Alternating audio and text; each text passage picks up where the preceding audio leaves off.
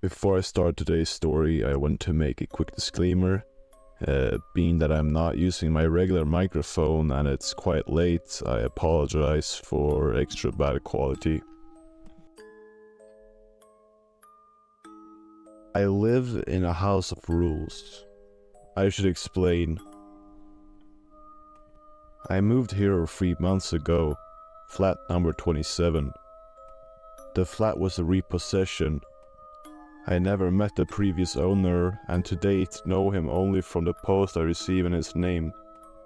I could make up stories of him vanishing or his screams being heard at a dark rest one night. I could make exaggerated claims about all of this, but this is not a work of fiction, nor is it written to entertain. I had just got a new job. A promotion I'd waited for years. This was meant to be the next step to greater things. But I needed to move quickly to save on the long drive each day. When I found this place, I was overjoyed. It was well located within my price range and apart from being extremely run down and dirty, had so much potential. It's a duplex apartment, with a guest room and a spare bathroom on the ground floor. And it also has a dressing room and several storage rooms on the top floor. The purchase was a complicated one, due in part to poor record keeping and the loss of deeds and plans of the house. What should have taken a month from start to finish took over 4 times as long. Because of the length of time, I took several viewings and each time was amazed by windows and cupboards that I could not recall from previous visits. Rooms seemed bigger and lighter, more inviting, I guess. Even the estate agent was baffled that her property listing documents were constantly being wrong. The neighbors on the block of flats are strange lots. They don't talk. They keep to routines you can set a clock by. When I first moved in, I tried to invite them to a housewarming. So desperate was I to meet new people, but not one of them came. They get in at the same time every day and never leave the house.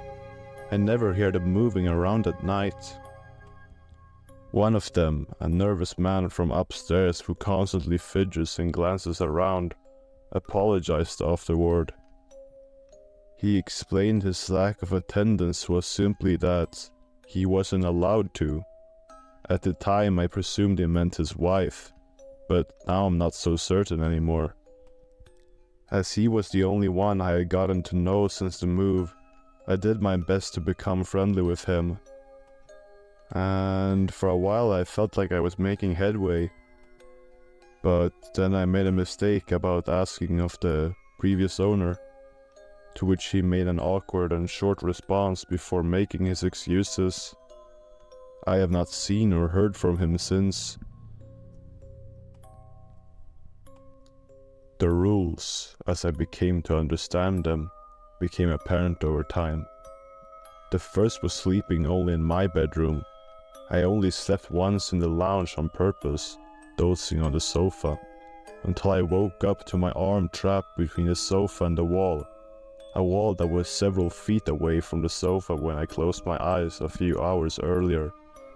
I was overcome with a feeling, a very familiar feeling, that I was somewhere I shouldn't be.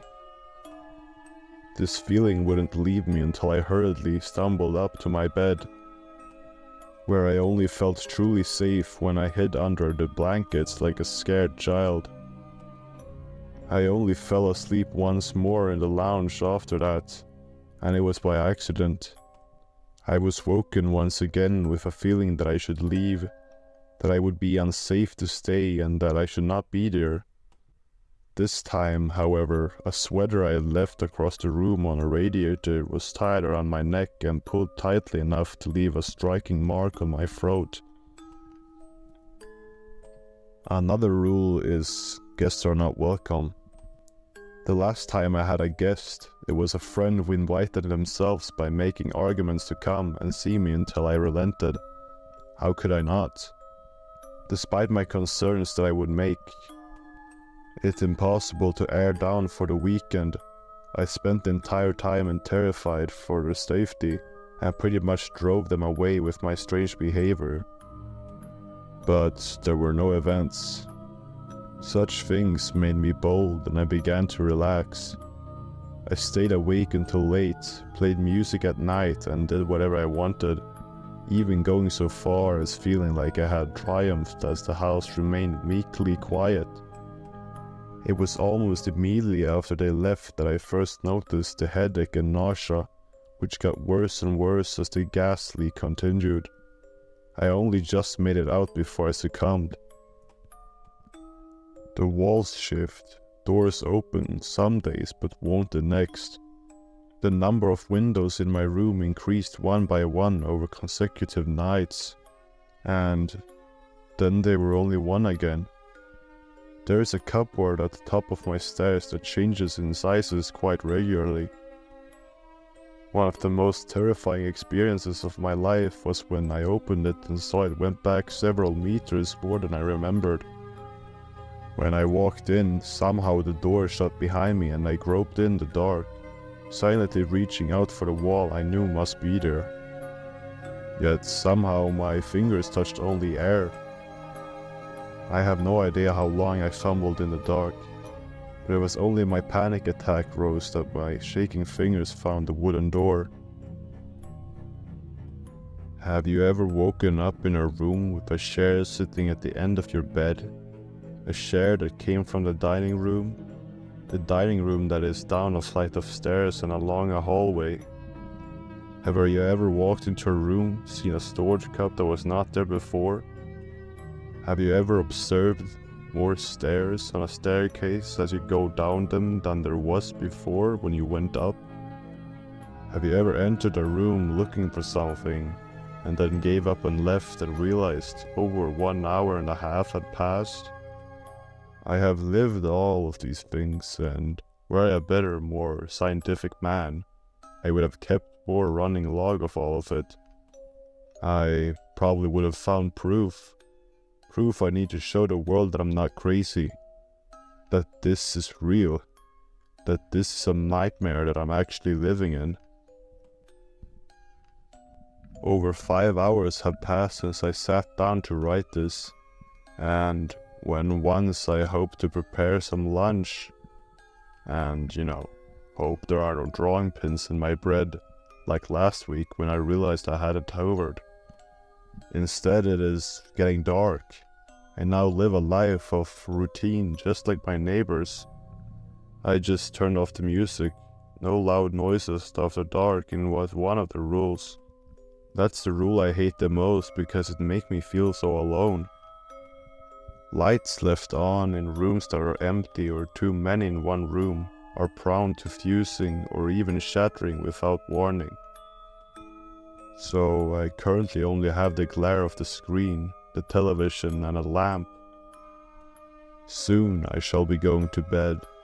The doors that shut behind me as I head up to bed lock behind me, and I will wake up in a room with windows wherever they please and doors that may or may not open. Or even cupboards that can be as small or big as each variation allows. The television in the room I'm in has a satellite connection, and with it countless channels.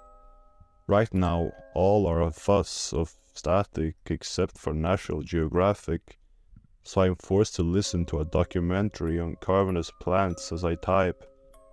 I try not to dwell on the exhaustion of a beetle on the screen as it tries in vain to escape from the prison that will soon digest it. The remote does not appear to work. It took me pulling the plug from the socket to turn it off just a moment ago. And sure, I could push the neighbors to talk more. I could rebel against the rules. I could start a fire and torch the whole building. But truly, I just want to get by. I get the feeling that up until now, I have simply been coached, like a dog, to do what is required of me. I feel like the punishments could get a lot worse. The occasional demonstrations of strength, the enforcements of the rules and the occasional mild punishments when I transgress, like one taps of the nose of a dog when it misbehaves. That is what I can hope for if I can behave. Stepping out of line only causes me fear and harm. It is only out of fear and reference to my own human dignity that I do not explain what happens when the house really feels it needs to punish me. Needless to say, the scar will be with me for the rest of my life. Which brings us to here. I cannot go on. I took the decision to write this with the remaining fight I still have in me, so that I could at least ask for help. I cannot do it over the phone. I cannot write a letter. My only hope is to write it into a story inconspicuously and without the details that might draw attention to the content. All I can hope is that someone sees enough to spot my cry for help, that they find a way to contact me where I can get the lifeline I need to escape. I cannot ask directly, it's too risky. Besides, any form of open rebellion has been snuffed out of me with pain, suffering and terror. I fear for my safety, for my punishment for breaking the rules. I am surprised that this is being allowed to get even this far.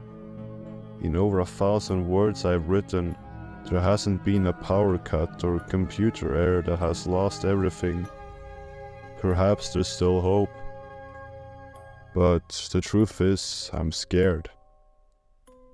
Scared of what happened with my face in my sleep the night before last when I accidentally left the tap running, clutching firmly the bruises on my cheek that still remain. I'm scared of what left a pair of scissors in my slippers, of whatever power makes move wooden doors and plaster walls seemingly at a whim. Just randomly move. Most of all, I'm scared that by writing this, I may wake up in a tiny room with no doors or windows, a room that grows smaller every time I blink.